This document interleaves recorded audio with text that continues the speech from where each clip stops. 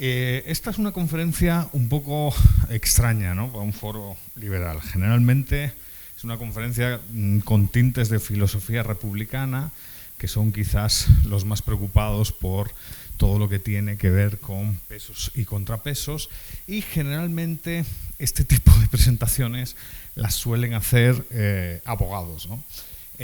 Yo no soy abogado, me interesa la filosofía republicana, pero como me interesan otro tipo de corrientes, tampoco especialmente, y he intentado enfocar la presentación desde un punto de vista politológico, ¿no? A ver qué os parece. Esto en realidad la idea es generar debate, generar polémica, tiene cierto contenido polémico y, bueno, ver qué sale de esta discusión, ¿no?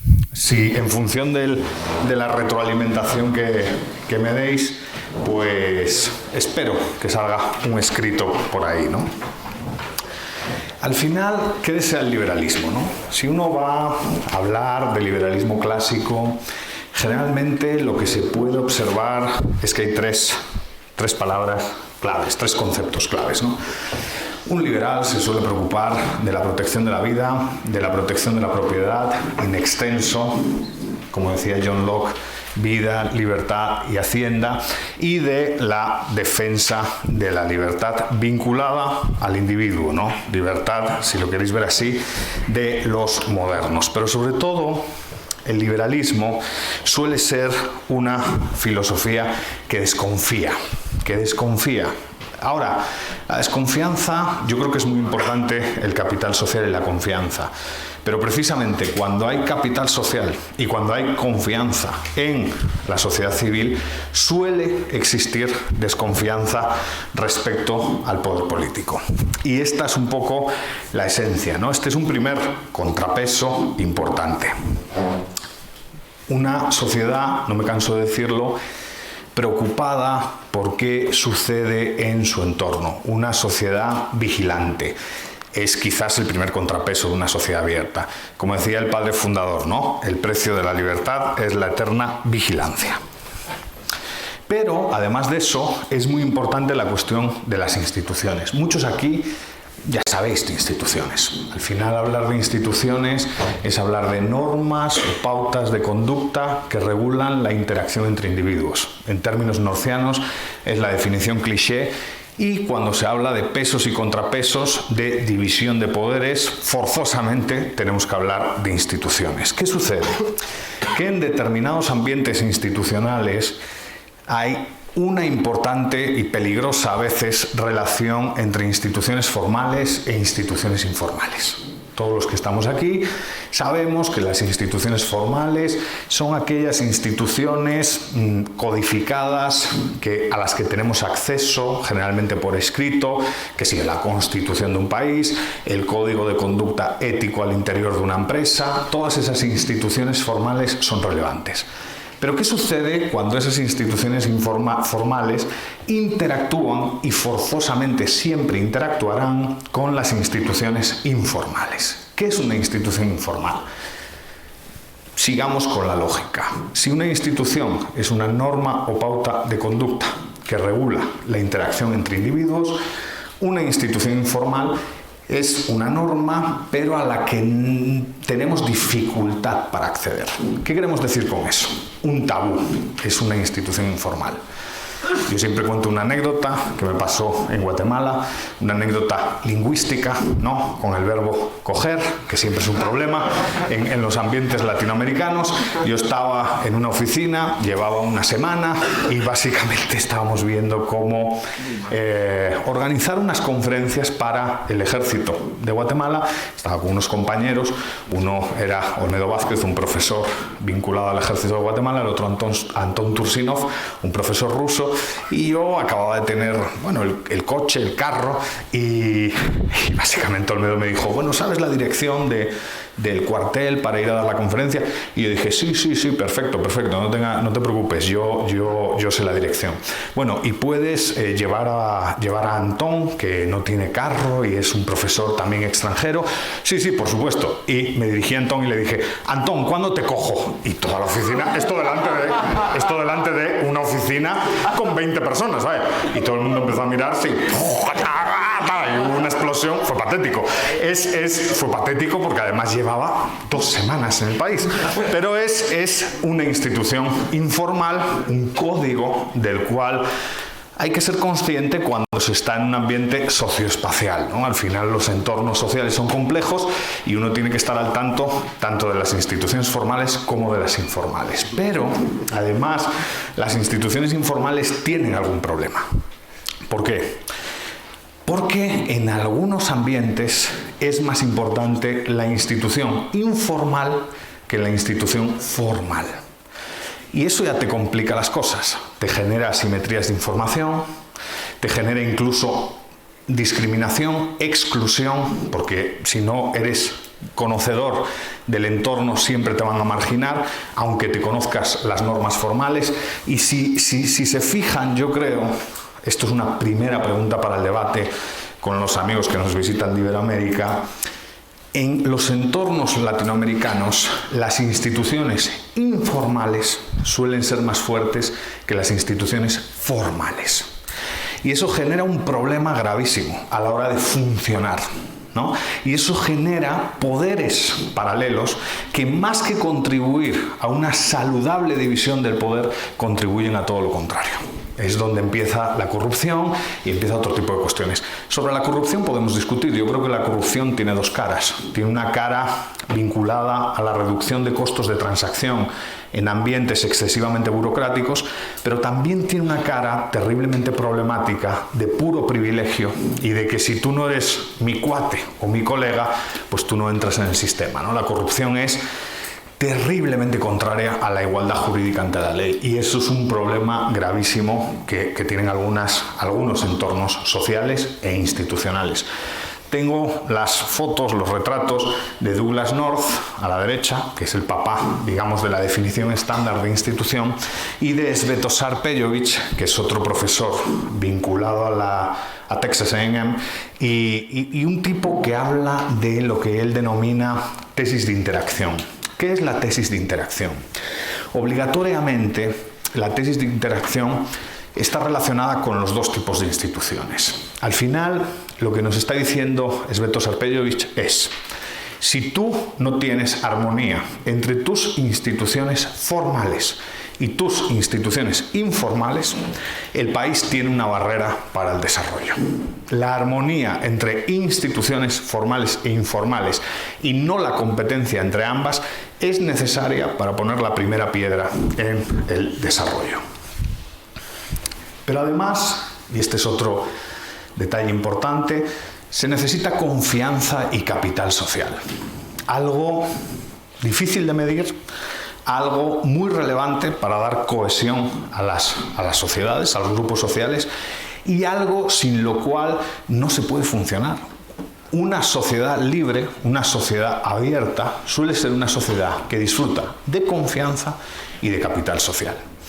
Al hablar de capital social, ¿de qué estamos hablando? Estamos hablando de social ties, estamos hablando de vínculos entre los individuos que conforman la comunidad, personas que básicamente hablan el mismo idioma, personas que básicamente disfrutan y comparten los mismos principios morales, los mismos valores, y personas que inevitablemente y de manera clara dan unidad a la comunidad, contribuyen a una cohesión en la comunidad. Se necesita confianza y se necesita capital social. ¿Qué observamos? ¿Qué nos dicen los datos cuando vemos el entorno iberoamericano? Pues que los niveles de confianza y de capital social no son los deseables. Y que eso, más que contribuir a la prosperidad y desarrollo de la comunidad, contribuye a todo lo contrario. Voy a darles, utilizo 2 bases de datos para esto, ¿no? Esto son como las próximas baterías de datos son de dos grandes bases. Una es la que hace Corporación Latinobarómetro, que es una empresa chilena, y la otra es la que hace el Latin American Public Opinion Project, la POP, que es un proyecto de la Universidad de Vanderbilt y que la verdad es un trabajo fantástico. Tenéis todas las bases de datos ahí abiertas, ¿no?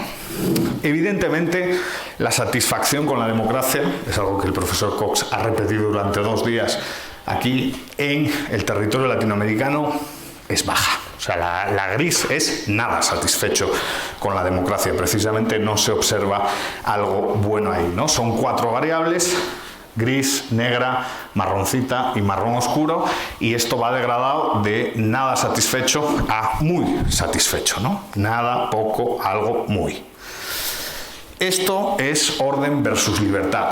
Como podéis suponer, el gris es no sabe, el marrón oscuro es orden o libertad. Orden.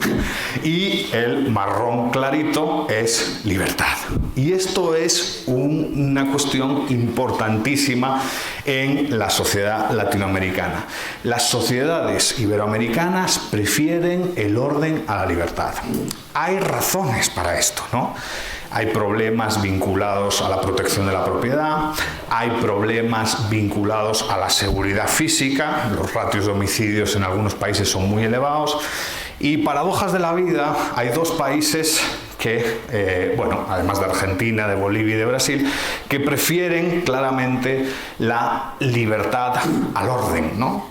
Uno es Venezuela y el otro es Nicaragua, porque evidentemente, desafortunadamente, carecen de libertad. Pero el resto de países son países como Guatemala, como Honduras, como El Salvador, República Dominicana, incluso Costa Rica, Paraguay, Perú, Uruguay, que prefieren el orden a la libertad. Esta lógica, obsesión por el orden, insatisfacción con la democracia, se mezcla con este tema. Esta diapositiva lo que mide, fíjense en las respuestas, es la confianza interpersonal. Y la frase es muy simple. ¿Se puede confiar en la mayoría de las personas? La siguiente respuesta es: uno nunca es lo suficientemente cuidadoso en el trato con los demás. Y la variable es clarísima, las respuestas son clarísimas, ¿no? ¿Qué piensan la gran mayoría de países en América Latina? Uno es demasiado confiado. Y el ser demasiado confiado es peligroso. Lo que se observa en este tipo de diapositivas es que los niveles de confianza interpersonal son bajos y que la fuente de mayor confianza para un ciudadano latinoamericano promedio es la familia. La familia es la gran fuente de confianza. Más allá de la familia hay problemas. Claro, hay como una especie de tormenta perfecta para que un líder populista capitalice, aproveche una ventana de oportunidad. Insatisfacción con la democracia. Baja confianza, mucha desconfianza, baja confianza interpersonal. Y definitivamente una obsesión por el orden. Pues ya son 3 variables que uno va diciendo, hombre, hay una ventana de oportunidad para que llegue el tipo duro, el líder carismático, y gane una elección y diga, pues esto lo voy a arreglar yo a base de decreto, ¿no? Tipo duro, que puede venir de un lado, un salvapatrias pues tipo Chávez o tipo Evo Morales, o del otro, un salvapatrias tipo Bolsonaro, ¿no? Habría que ver los efectos que para la libertad tiene la llegada de uno y de otro, pero difícilmente esa gente contribuye a la división de poderes, a una sociedad abierta, pluralista y todo eso. Contribuyen a lo contrario, a la concentración de poder, ¿no? Otra gráfica es, bueno, las instituciones ya habíamos visto, ¿no? Pero definitivamente las instituciones formales en América Latina siempre han sido un problema. Siempre han sido un problema. ¿Por qué? Porque su nivel de desempeño, su nivel de conexión con la ciudadanía es muy bajo, ¿no? Es muy bajo. O sea, la gran mayoría de ciudadanos, cuando se les pregunta, dicen: ¿yo qué tengo que ver con los partidos políticos? ¿Yo qué tengo que ver con el Congreso? ¿Yo qué tengo que ver con las instituciones de todo tipo, ¿no? Esto es confianza en el Congreso. Confianza en el Congreso, en los poderes legislativos en América Latina, ¿no? Bueno, pues esta gráfica lo dice todo, ¿no? O sea, ninguna, que es el gris oscuro, pues entre el ninguna y poca, estamos en el 70% en promedio para toda América Latina. O sea, el ciudadano latinoamericano lo tiene claro. El Congreso, ni mierda, no me fío de ello. O sea, es una institución de la que desconfío profundamente, no quiero saber nada. Puede ser peor si la pregunta, en vez de el Congreso, hace referencia a los partidos políticos. Lo de los partidos políticos es otra liga. Esta es la de los partidos políticos. Ninguna, bueno, aquí hay países que llegan al 90% casi, ¿no? O sea, es una cosa bastante relevante. Si vamos al Ejecutivo, al Gobierno, pues igual, fíjense la gráfica de Venezuela. Es increíble, ¿no? Y si vamos al Poder Judicial, que es el que tiene que ver quizás con un peso o contrapeso, pues también los datos son muy preocupantes. Bueno, en Venezuela lo tienen clarísimo, bueno, no hay justicia. La justicia todo el mundo sabe a quién sirve. Sirve al Ejecutivo de turno. Entonces al final se habla, desafortunadamente, por eso creo que la tesis del profesor Cox sobre el patrimonialismo es tan relevante, se habla de repúblicas, hay un esfuerzo en el derecho constitucional por dividir el poder, por encontrar un equilibrio de pesos y contrapesos, pero al final ni hay división de poderes, ni hay certeza y por tanto lo que se percibe es ausencia de confianza en la sociedad. ¿Qué institución es la que más confianza despierta entre los ciudadanos iberoamericanos? Que es una cosa muy interesante que han medido a lo largo del tiempo empresas como Corporación Latinobarómetro. Aquí van a estar contentos los del Fondo Norte, los de Galicia Land, ¿no? Confianza en la Iglesia. Esto es una, obviamente, iglesia, paréntesis, iglesias en plural, porque habría que poner, ya saben, la capacidad de las iglesias evangélicas para permear el entorno latinoamericano desde la década de los 80, pero bueno, la iglesia es la institución que más confianza despierta. En países como, por ejemplo, Guatemala, el 70% de la población tiene mucha o algo de confianza en la Iglesia. Y si se fijan, la gráfica se invierte en relación a otras instituciones, ¿no? O sea, mucha desconfianza en el gobierno, en el poder legislativo, en el poder judicial y algo de confianza en esta institución en teoría exógena al sistema, que es la Iglesia Católica y las iglesias evangélicas. Lo quieran o no, la Iglesia Católica y las iglesias evangélicas en entornos de elevada desconfianza, como son los entornos latinoamericanos, generan vínculos sociales. Al final, tu comunidad eclesiástica es un entorno más de confianza, además de tu familia, ¿no? Generalmente de la Iglesia surgen muchos negocios, de la Iglesia surgen muchos amigos, más o menos el entorno de la Iglesia está vinculado al entorno de la educación de tu hijo, de tu trabajo. Entonces, uno, quiera que no, entiende que la Iglesia sirve como una piscina, digamos, de confianza. Ahora, al hablar de calidad institucional, y aquí el experto es Martín, que es el que la ha medido a lo largo del tiempo, se podrían ver distintas variables, ¿no? Pero, bueno, aquí para hablar de pesos y contrapesos, y ya llevo 20 minutos, y yo tengo que cumplir el horario bien, pero al hablar de pesos y contrapesos, la cuestión es que estas 7 dimensiones son bastante interesantes. La primera, el ambiente de negocios, que es fundamental. Hay que ser capaz de ver y observar el ambiente de negocios, ser capaz de tomarle la temperatura al entorno de negocios. El accountability, la rendición de cuentas, la capacidad de tener voz, ¿no? Algunos autores hablan de responsiveness, de capacidad de respuesta de parte de esas instituciones. Ya podemos sospechar que con las valoraciones ciudadanas, que son valoraciones de percepción en encuestas de cultura política, pues evidentemente esa capacidad es baja, ¿no? Esta gráfica no significa nada, solo describe las dimensiones. Las anteriores sí expresan una fotografía en un determinado momento del tiempo. Pero es una cosa que hay que tener en mente si queremos evaluar calidad institucional y si nos tenemos que preocupar de división de poderes. Los entornos altamente fiscalizados suelen tener más capacidad de respuesta, precisamente porque le tienen miedo a la fiscalización y hay cierta evaluación de desempeño. Obviamente, estabilidad política. La estabilidad es la clave.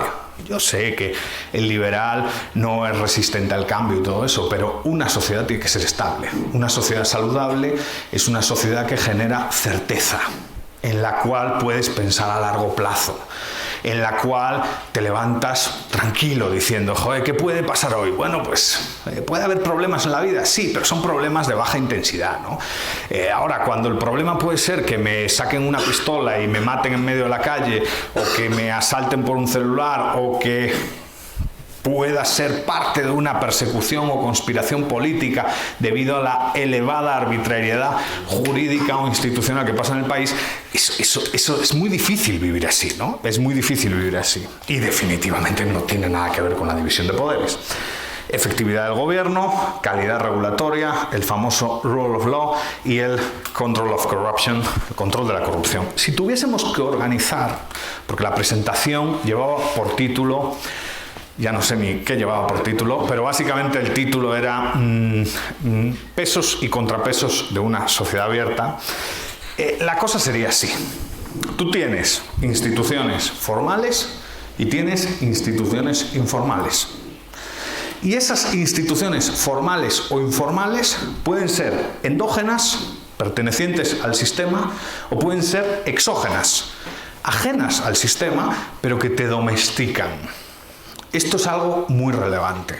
Esto es algo que yo he intentado pelear en Guatemala defendiendo CICIG, la Comisión Internacional contra la Impunidad en Guatemala, ¿no? Yo defiendo CICIG, es una institución formal y exógena, está en el cuadrante superior derecho, pero creo que es una institución que desde fuera ayuda al sistema. La idea ¿es una institución perfecta? No. ¿Tiene un montón de errores? Sí. Pero el punto es, ¿ha contribuido a sanear el sistema o ha contribuido a perjudicar y complicar más las cosas en el sistema? Y un sistema tan enquistado como el que se percibió, sobre todo entre 2012 y 2016, necesitaba un actor desde fuera, porque esos actores exógenos y formales no dependen ni financieramente del entorno político, ni obviamente dependen de favores. O sea, te han dado la autorización para operar y operas. Pero hay más instituciones de este tipo. Pero esto debería ser lo que tenemos que forzosamente resumir en la mente, ¿no? Endógenas formales, endógenas informales, exógenas formales, exógenas informales. Son 4 tipos de arreglos institucionales que sirven para dividir el poder. Si tenemos esos 4 tipos de arreglos institucionales que sirven para dividir el poder, probablemente contribuyamos a una sociedad más saludable. La pantalla es muy pequeña, las tablas también son muy pequeñas, entonces desafortunadamente no van a poder ver. Pero yo les describo, ¿no? No se preocupa por hacer tablitas y por contener, en este caso, a todos los países de la región latinoamericana, ¿no? El Rule of Law Index. Si vemos el índice de Estado de Derecho, que es un índice bastante importante, lo que observamos aquí son 3 variables. Básicamente este tipo de indicadores miden 3 cosas. Gobierno limitado, control al Ejecutivo, ausencia de corrupción y, en último lugar, protección de los derechos fundamentales. Honestamente, las 3 variables que aparecen aquí deberían importarnos a todos los liberales. Yo creo que no hay ni un solo liberal que no esté preocupado por limitar al gobierno, por intentar reducir al máximo los niveles de corrupción existentes en un país y por la protección de los derechos y libertades individuales. Es puro liberalismo. Yo creo que ninguno de estos 3 elementos, estos 3 factores, va contra la ideología liberal. ¿Y qué observamos cuando analizamos el ranqueo, digamos, de los países latinoamericanos? Un poco lo que señalaba Martín en el diálogo de la mañana. Hay 3 países que más o menos sobreviven a lo largo del tiempo. independientemente de los ejecutivos que tengan. ¿Qué 3 países son esos? Chile, Costa Rica y Uruguay. Yo creo que esos, si uno piensa en América Latina, esos 3 países son los 3 países con más calidad institucional. A partir de ahí, hay países que lo están haciendo bien progresivamente. Yo creo que uno de los países que lo ha hecho muy bien progresivamente ha sido el Perú. El Perú ha avanzado mucho en los últimos tiempos. Olmedo está aquí, pero bueno, Panamá ha mejorado mucho su posicionamiento en los rankings, a pesar de los Panama Papers y de todo ese rollo, esa persecución, ha mejorado, está en una posición mejor de la que estaba, pero hay un área que sigue, digamos, sufriendo problemas, ¿no? Evidentemente, todo el eje del socialismo del siglo XXI, que está en una situación dramática. Yo no soy tan optimista con lo de Bolivia, soy bastante crítico. En Bolivia lo que hay es estabilidad, pero no hay libertades individuales. O sea, los medios de comunicación, por ejemplo, están capturados por el gobierno y luego al final hay que pagar una coima, ¿va? O sea, todo lo que no pase por el eje central, el eje de Evo Morales y tal, pues eso no sale adelante. Hablar de Bolivia en términos así optimistas, bueno, yo no estoy a favor de eso. Luego, no es el peor es Venezuela. Esto también es... O Cuba. Cuba no aparece ni en los indicadores, porque Cuba ya es otra liga claro, es la dictadura más longeva, entonces Cuba no aparece, pero Venezuela, Bolivia, Honduras, Nicaragua... Y luego quizás Guatemala y México son los que a día de hoy están sufriendo más, ¿no? Más. Y son los que corren más riesgo. Si hablamos de calidad democrática, que bueno, al final es una cosa que en el fondo lo que se está midiendo son procesos, contenidos y resultados. Lo que observamos es que, bueno, en calidad, pues evidentemente, da igual si tomamos el Global Democracy Ranking, que es un ranking producido por una corporación austriaca, que el del semanario que ya todos conocéis, The Economist, las cifras, las variaciones son muy pequeñas, ¿no? Vuelven a repetirse los 3 países que ya conocemos, Uruguay, Costa Rica y Chile, que son como la excepción. Yo con Costa Rica, si queréis lo discutimos luego, tengo un problema. Yo creo que en Costa Rica hay un problema macroeconómico bastante serio a día de hoy. De hecho, hay un riesgo de quiebra del sistema, pero si es verdad que bueno, durante la segunda mitad del siglo XX y hasta hace bien poquito, era el ejemplo y el referente, ¿no? Pero todo lo demás vuelve a mostrar esos problemas, ¿no? Entonces, bueno, en las endógenas formales parece que hay problemas y parece que la desconfianza ciudadana que aparece en las encuestas de cultura política evidencian el problema. ¿Qué quiero decir con esto? Muchas veces las élites suelen pensar que los ciudadanos son estúpidos.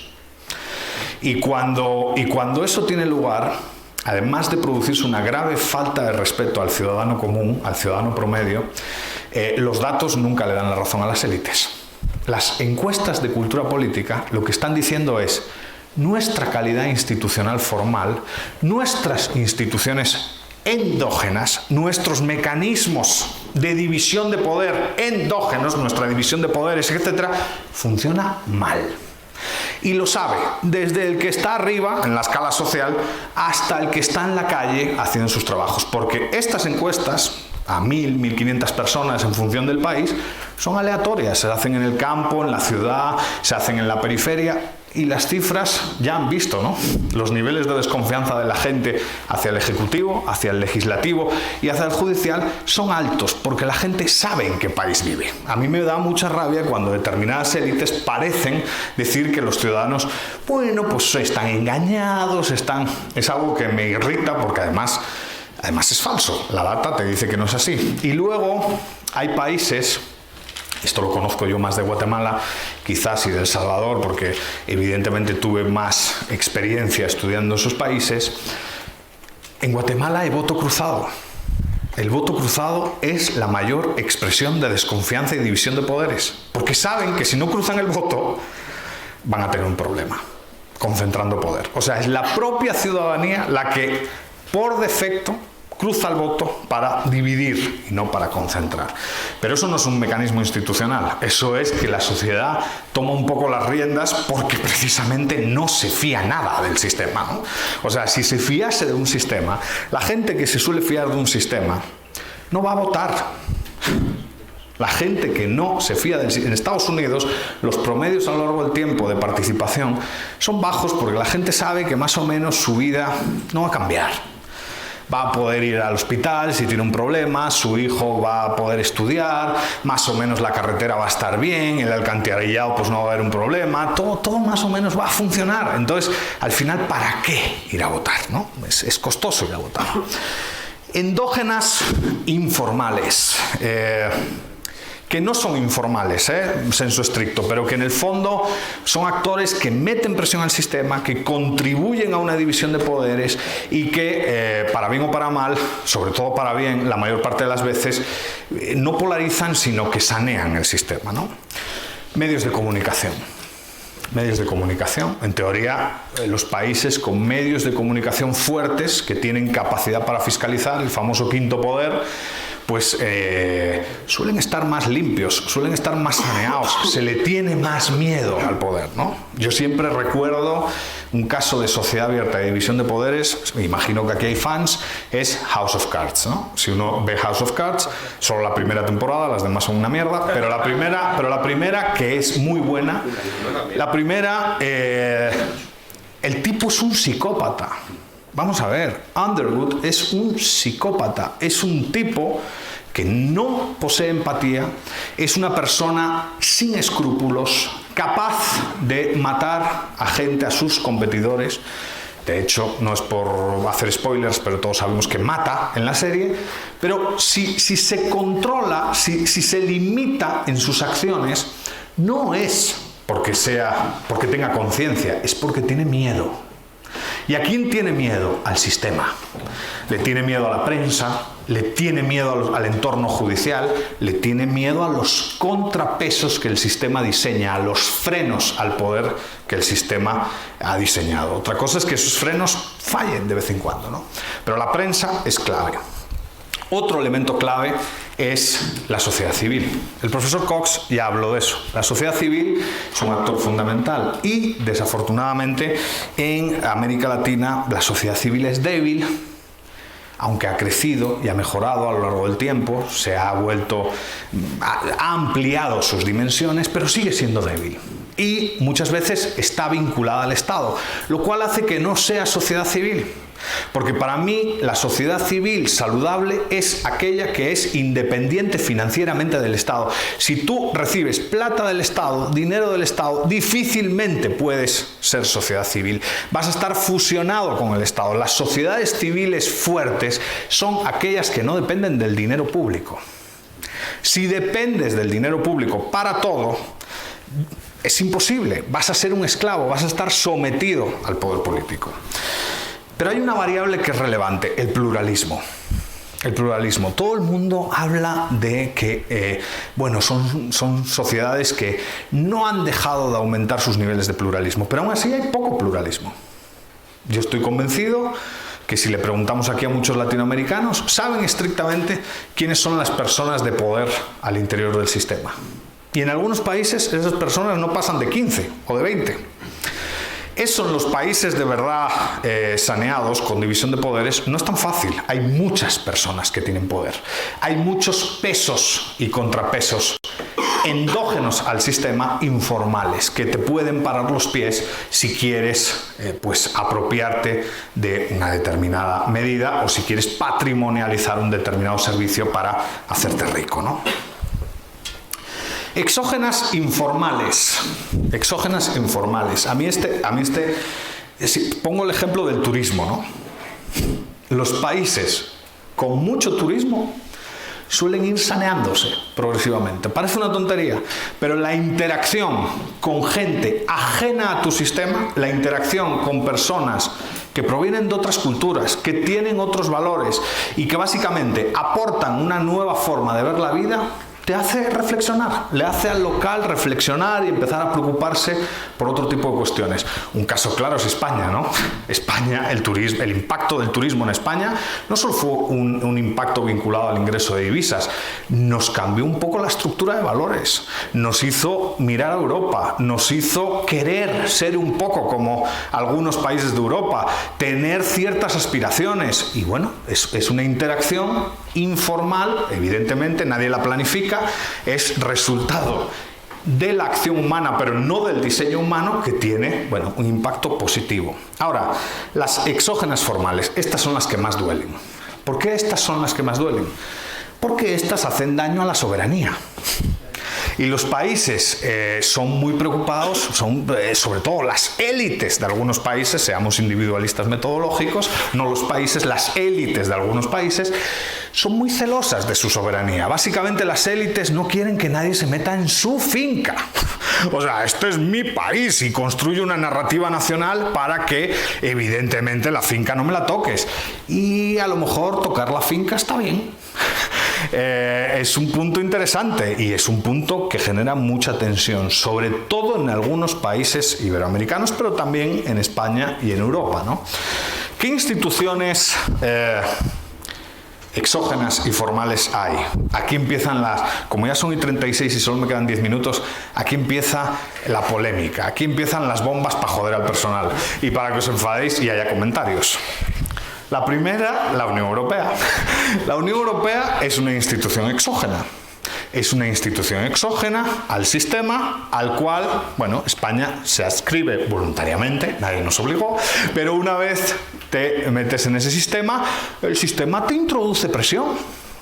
Y te introduce cositas como el euro. El euro es un mecanismo que, bueno, a mucha gente le jode, a otra gente pues lo respeta. Yo en este debate, y siempre he discutido con el profesor Bastos esta cuestión, ¿va? Yo sí estoy del lado de Huerta de Soto. El euro, por ejemplo, a España, desde mi particular punto de vista, nos ha civilizado. Con un desempleo creciente a finales de la pasada década y con la crisis que le ha tocado vivir a este país, todos sabemos lo que habrían hecho los políticos de izquierda y de derecha si hubiese soberanía monetaria, ¿no? Y todos sabríamos que, bueno, a lo mejor la inflación pues pasaría a tener 2 dígitos, ¿no? Y a lo mejor no tanto como en Argentina, pero a lo mejor un 20%, un 18%, a lo mejor en los años más duros de la crisis igual sí, ¿no? Darle a la maquinita, bueno. Con el euro todas estas cosas se suavizan, ¿no? Es una institución exógena que puede ser en algunas cuestiones beneficiosa, en otras es perjudicial. La cosa es ponerla en una balanza, claro. Aquí no hay que ser más papistas que el Papa. Aquí hay que ser moderado, analítico, serio, utilizar los datos y decir, ¿nos conviene o no nos conviene? ¿Ha contribuido a sanear un sistema y beneficiar a un gran número de individuos al interior de ese sistema o no? ¿O ha contribuido a lo contrario? Pero claro, tengamos un debate serio, técnico, no plagado de demagogia. Muchas veces criticamos a los políticos por utilizar un populismo barato, pero luego cuando se evalúa el desempeño de estas instituciones, pues a lo mejor caemos en la misma demagogia, ¿no? Yo la Unión Europea, bueno, veo sus defectos, pero también veo alguna virtud. Contribuye a una fragmentación del poder. Luego, difícilmente creo yo que sea una máquina. ¿Hay deseo centralizador? Sí lo hay.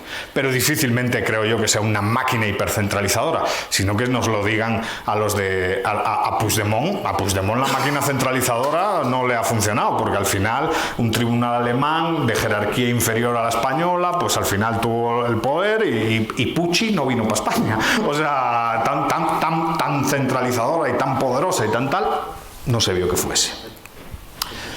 CICIG, esta para los de Centroamérica, que es algo, se acaba de ir.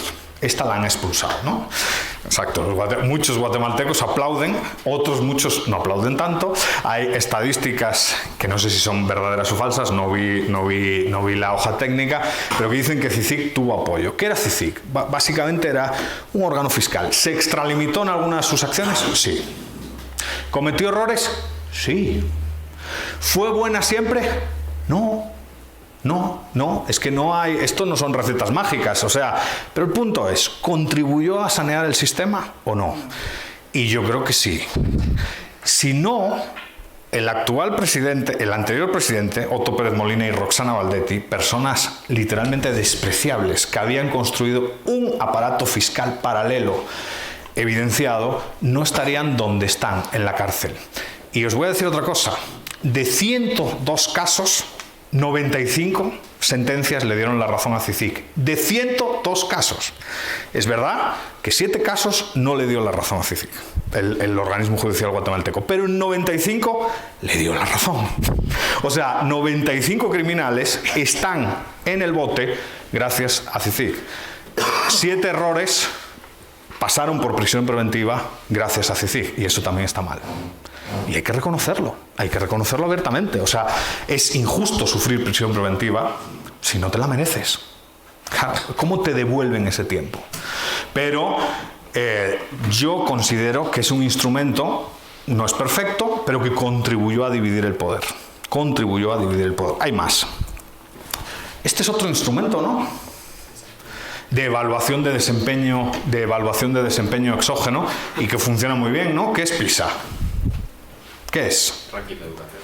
Es un ranking de educación que mide la calidad y que pone a los 40 países, en este caso la OCDE, a competir.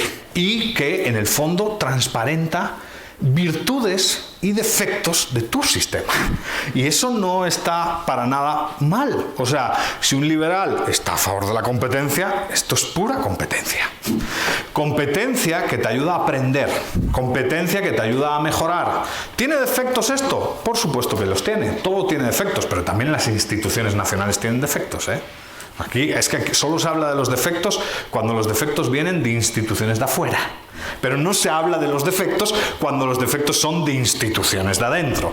Esta organización ¿se puede mejorar? Claro que se puede mejorar, pero ha contribuido a transparentar información sobre la calidad educativa. Y es algo, desde mi punto de vista, positivo. ¿Cuál es la institución exógena, el contrapeso exógeno para mí, de culto, ¿no? Es el comercio. Aquí pongo a Sir Adam Smith porque en el fondo es la esencia contra el mercantilismo, ¿no? ¿Qué es el mercantilismo? El mercantilismo al final es la predación, es ese empresario, le digo yo, que pelea políticamente por un privilegio, que reniega de la competencia, que reniega de la transparencia, que reniega de estar conectado con el mundo. Y el comercio libre, para mí, es un mecanismo civilizador y un contrapeso institucional. Los países que tienen muchos TLCs firmados suelen ser más transparentes. ¿Y por qué suelen ser más transparentes? Porque están vigilados desde afuera. Te están vigilando desde afuera. ¿Quién te está vigilando? Tu contraparte a la hora de firmar. Si respetas o no respetas. Si no respetas, te denuncia. El comercio siempre ha sido un mecanismo de control del poder. El comercio siempre ha sido un mecanismo que premia al que lo hace bien y que castiga al que lo hace mal. Y quizás las buenas medidas para, si queremos hacer una sociedad meritocrática y realmente competitiva, las buenas medidas tengan que venir más de la mano de esto. Más de esto que a lo mejor de un organismo judicial y fiscal, que a lo mejor de un organismo educativo o que a lo mejor de un organismo político. Quizás si hay que, desde el liberalismo, hablando de política pública, recomendar un mecanismo que de forma exógena te vigile, el comercio libre puede que sea el gran mecanismo. ¿Y qué sucede con el comercio libre en la región iberoamericana? Pues que no hay comercio libre. Ese es el punto, o sea, no hay comercio libre. Cuando uno observa los países latinoamericanos, lo que ve es que son países aislados del comercio global y no insertos en el comercio global. Y hay bastantes índices que evidencian esto. He puesto el índice de libertad económica, que es el cliché, porque es el más fácil y además es una cosa que se descarga rápidamente y tal, producido por Heritage.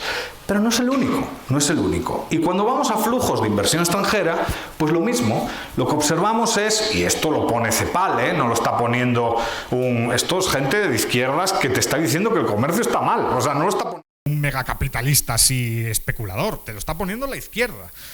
Que los flujos de inversión extranjera son bajísimos, que esto es inaceptable, que América Latina, después de África, es la región más aislada del comercio global a nivel planetario. Y esto, en vez de contribuir a la transparencia, a la competencia y a la división de poderes, contribuye a lo contrario.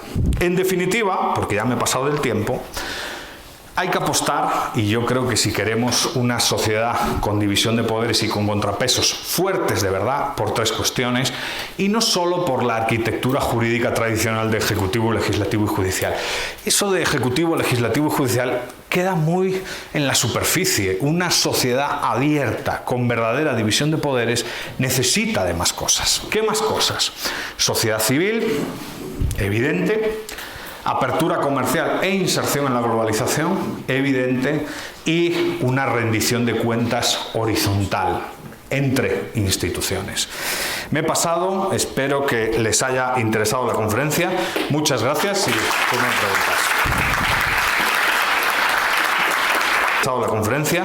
Muchas gracias y tienen preguntas. Buenos días, muchísimas gracias. Me parece muy importante hablar de esta cuestión de los contrapoderes, porque lo estamos viviendo, por ejemplo, hoy en día en Portugal. El presidente de la República, que se supone que debía ser el contrapoder de la extrema izquierda que gobierna, pues le sigue la corriente con tal de mantener la estabilidad. Y vemos el caso más complejo, que es en Venezuela, que de ser una democracia con más de 40 años, una de las más sólidas del continente americano, de un momento a otro, gracias a diferentes reformas que efectuó el chavismo, ha legitimado en el poder al chavismo y de una forma con apariencia legítima ha diluido toda la separación de poderes. Y esto lo estamos viendo, se está comenzando ahora a hacer en México, y está sucediendo en muchos sitios. Entonces, ¿cómo podemos garantizar realmente que haya una separación de poderes cuando el poder político o los intereses económicos siempre intentan influenciar ya sea el poder judicial u otro tipo de poderes? Sí. Yo por eso digo que depender de los políticos para dividir el poder es un problema. Los políticos van a tender a asociarse y concentrar el poder. ¿Hay algunas excepciones? Siempre hay excepciones. Pero yo creo que la mayor responsabilidad para dividir el poder recae en la sociedad civil. Al final debemos de ser capaces de construir sociedad civil. Debemos de mejorar, como decía Elinor Ostrom, nuestra capacidad de asociación. Y ahí, pues mira, alguien puede decir, Eduardo está hablando desde su chiringuito, ¿no?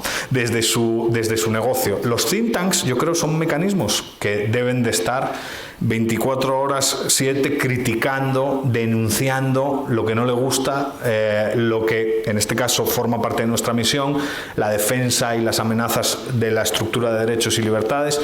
Pero no debe ser todo dependiente de la política. El mayor problema en nuestros países es que todo depende de la política y nos falta sociedad civil.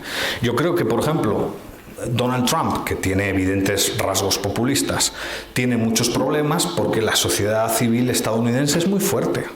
Los medios de comunicación estadounidenses son fuertes.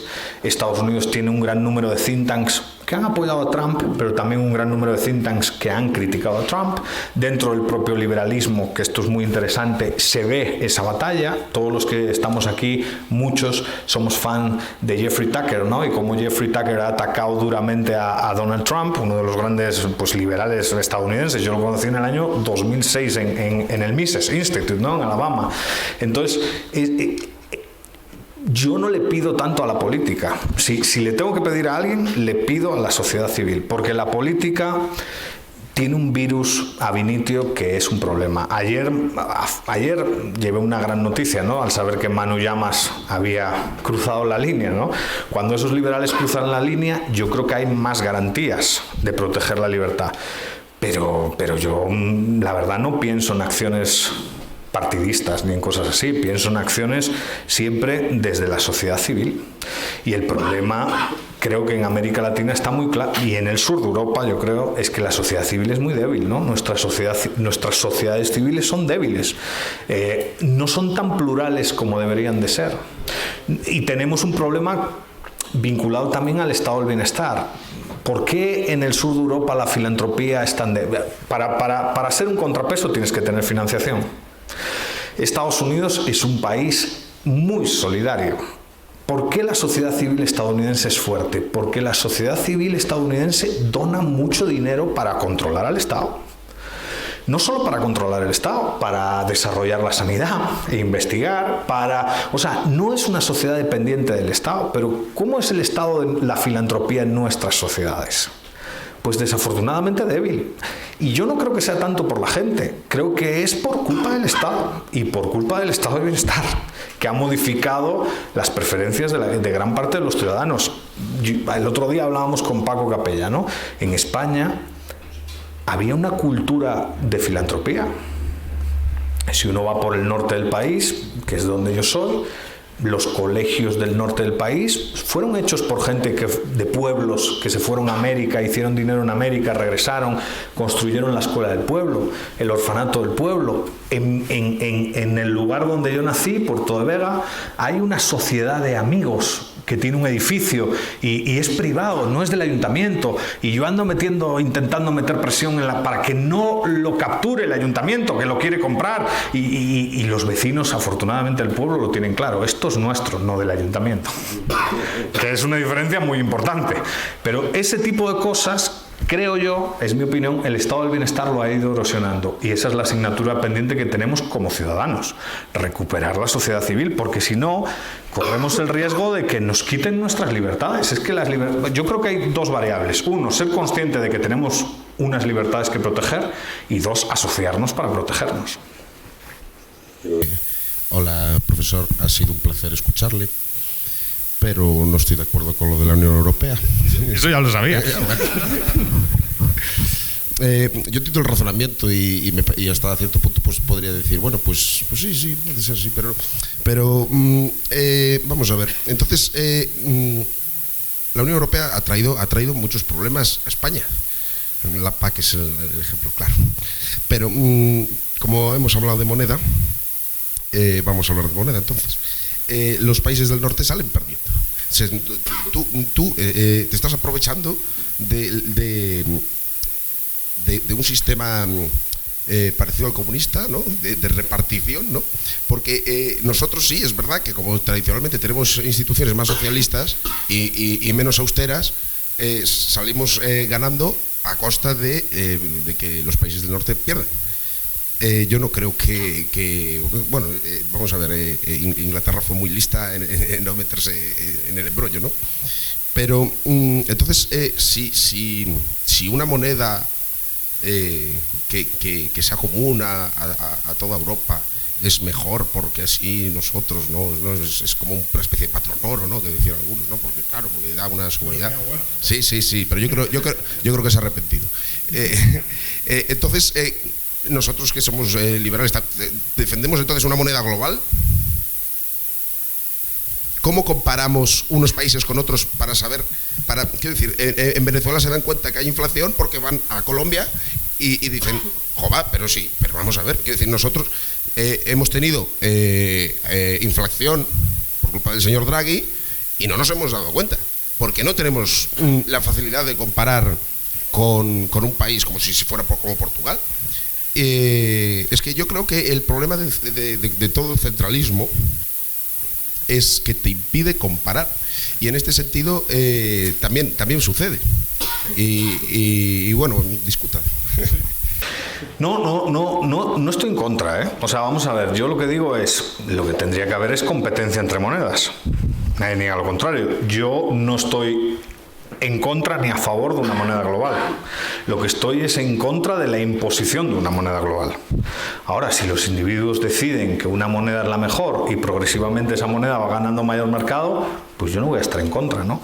Ahora, sobre la primera reflexión que me parece interesante, es cierto que los países del sur de Europa han ganado estabilidad a costa a lo mejor de los países del norte, pero los países del norte también han ganado un mercado que para ellos será interesante, y sobre todo Alemania, bueno, exportar un gran número de productos con costes de transacción muy bajos en un mercado integrado. Bueno, yo no sé si ellos han perdido con la moneda, sospecho que tampoco han perdido, y eso forma parte del instrumento. Ahora, a nivel crítico del euro, y por citar a la contraparte de Huerta de Soto, que es su discípulo Philip Bagos, el mayor problema del euro es que es un instrumento político. Bueno, sí, eso es criticable. Aquí no se trata de santificar nada. Aquí de lo que se trata es de observar las virtudes y defectos de estos instrumentos exógenos y las consecuencias que han portado, ¿no? ¿El euro tiene defectos? Claro que los tiene, pero cuando lo pongo en la balanza, para la sociedad española ha traído más virtudes que defectos. Esa es mi opinión. Gracias. Sí, con respecto al caso de, sí, con el caso de respecto a CICIG.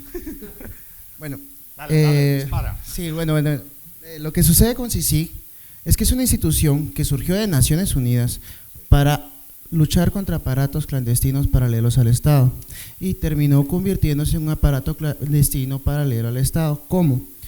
Con justicia selectiva no se va a compartir justicia. Y al final de cuentas no fueron 361 casos, sino 800, de los cuales consiguieron aproximadamente 73 condenas, pero de esas 73 condenas son bastante cuestionables. En el caso del presidente y vicepresidente, como se comentó, esos son dos que se merecen estar el resto de su vida en la cárcel, pero que luego de 4 años en prisión preventiva no se ha conseguido la condena de ellos. Además, tenemos el caso también de Odebrecht. Ese caso nunca se investigó. El caso quedó en la impunidad gracias a ellos. Ellos han encubierto casos, encubrieron a varias personas. Lo que se hizo al final de cuentas era implementar una agenda política disfrazada de agenda de justicia. Esa es la realidad. Porque ellos, por ejemplo, nunca persiguieron a los líderes de izquierda. Ellos solo a gente que no les gustaba. Solo gente directamente relacionada a la derecha y que muchas veces estaban parte del conflicto armado interno, tuvieron a militares presos durante 6 años sin darles juicio. Ellos entorpecieron la justicia y el poco Estado de Derecho que se pudo haber construido en el país, ellos se encargaron de destruirlo. Entonces a mí me parece que eso no solo ellos cometieron errores, sino que esos fueron acciones adrede. Bueno, es el tema, ¿no? El tema en Guatemala es ese, ¿no? Lo puse adrede en la diapositiva para que hubiese este debate. Yo creo que CICIG, vamos a ver, ¿cometió errores? Sí. ¿Parte de los errores que has dicho tú son de CICIG? No.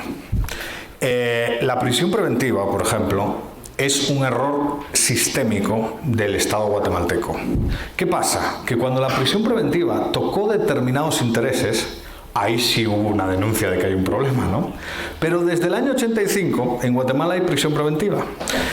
Hay exceso de la prisión preventiva, abuso de la prisión preventiva y cuando la CICIG empezó a tocar determinados intereses, ahí saltaron las alarmas de la prisión preventiva. La prisión preventiva nunca despertó críticas hasta que entraron gente vinculada a la CICIG. Y de hecho, cuando uno ve los casos, menos del 2% de los casos, que son los que ha juzgado CICIG, están en prisión preventiva.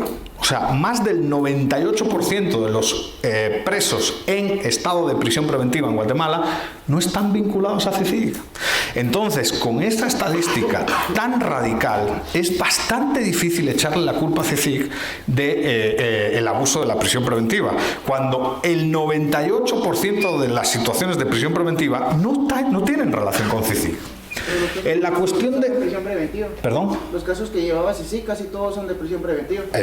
Y te voy a decir por qué. El mejor mecanismo de la oligarquía juzgada, entre ellos, por ejemplo, el expresidente y la vicepresidente, para defenderse, es que los juicios es paralizar los juicios. Y lo sabes también como yo. La técnica en Guatemala es intentar meter amparos y frenar el juicio. ¿Eso es un problema de CICIG? Creo que no.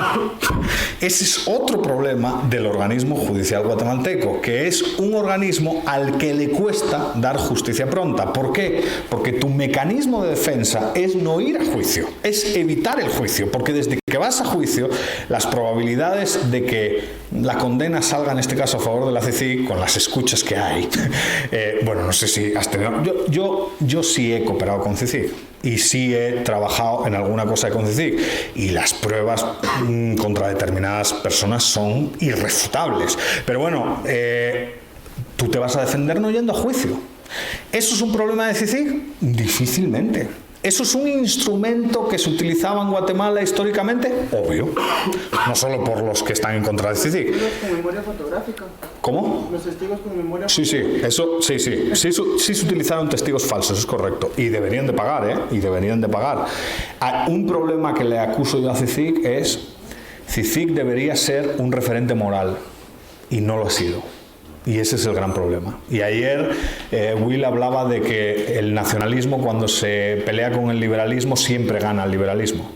Y el problema de CICIG es que debería de ser un referente moral y no lo fue. La última cuestión que sí me parece muy relevante y que además es una bomba, lo de la justicia selectiva.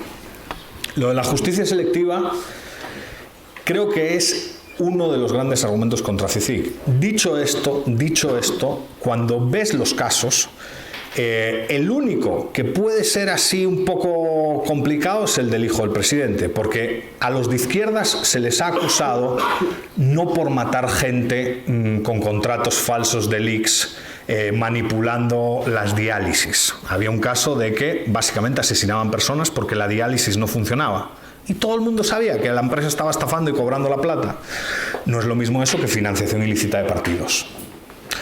Conocemos a gente de derechas que está acusada de financiación ilícita de partidos en la calle, y, como bien dices, los de izquierdas que sí estaban acusados por financiación ilícita de partidos también están en la calle. Pero creo que si de la narrativa va esto, y en parte hay narrativa en esto, tú y yo hemos visto enchachado, o sea, con esposas, a Fuentes Knight, por ejemplo, ¿no? Eso lo hemos visto tú y yo, y lo hizo la CICIG, porque el delito era de financiación de partidos, no era envenenar a gente con una máquina de diálisis. Es que la gravedad e intensidad del delito es distinta, creo que a lo mejor con financiación de partidos, por ejemplo con el hijo del presidente, fue un exceso, fue injusto eso. Y con otras personas que conocemos, porque seguro que también las conoces, esos no fueron a la cárcel acusados de financiación de partidos, pues firman semanalmente o tal. Pero es que hay que ver también el caso del que te acusan. O sea, quiero decir, habría que clasificar eso, ¿no? ¿Se nos fue el tiempo? Sí. Bueno, pues muchas gracias y espero que haya más debate en la comunidad.